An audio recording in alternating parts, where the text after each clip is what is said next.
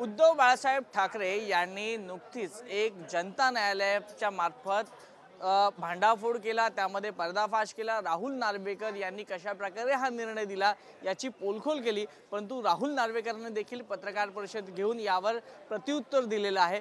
या सगळ्या घटनेंवर सामान्य शिवसैनिकांचं काय मत आहे हे जाणून घेऊया।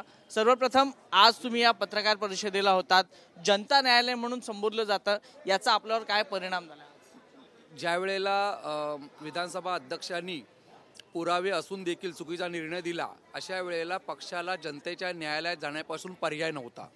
आज खऱ्या अर्थानं जनतेच्या न्यायालयात गेली 2.5 तास संपूर्ण पुरावे मांडले गेले आणि पुरावे मांडल्यानंतर खरी वस्तुस्थिती आज आम्हाला तर माहिती होती, परंतु पूर्ण महाराष्ट्राला नव्हे तर देशालाच कळलेली आहे।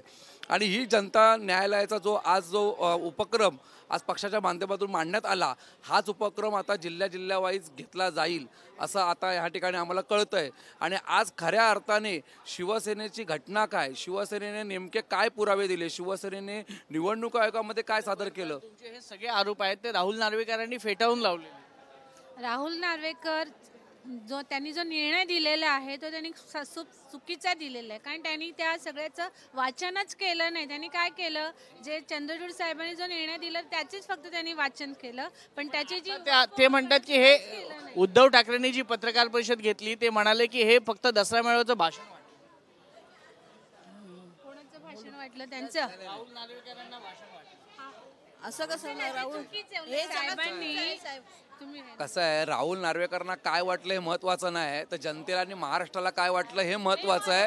आणि त्यामुळे राहुल नार्वेकरांनी चिंता आम्ही करत नाही आहे। आम्ही सरस्पष्ट सांगितलं, आम्ही जनता न्यायालयात जाणार आहोत आणि जनता आता खरं काय खोटं काय जनतेला कळालेलं आहे। उद्धव ठाकरेंनी एक चॅलेंज दिलं की राहुल नार्वेकर आणि एकनाथ शिंदेंनी त्यांची सिक्युरिटी सोडून जनतेत यावं, तर हे कसं बघतात?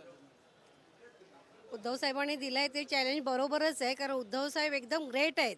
हे सगळे काय करतायत, उद्धव साहेब एकदम कामाला एकदम हुशार।